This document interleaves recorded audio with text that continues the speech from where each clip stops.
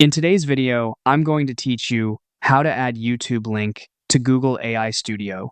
To get started, open your browser and go to Google AI Studio. If you're beginning from a search results page, simply click on the Google AI Studio result to open the platform. Once you're inside, you'll be taken to the prompt workspace, where you can attach different kinds of inputs and work directly with AI models.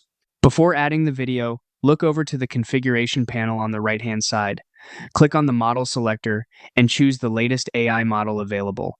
This is important because newer models often provide better understanding and more reliable responses when working with video content. Next, find the plus icon inside the circle and click it. This opens the attachment options. From there, choose YouTube video. A small form will appear, and this is where you'll enter the details for the video you want the AI to analyze. Start by typing in the YouTube URL. After that, enter the start time. This tells Google AI Studio where in the video you want it to begin focusing. Then type in the end time so it knows where to stop. This can be especially helpful if you only want the AI to process a specific section instead of the entire video. After that, type in the frames per second.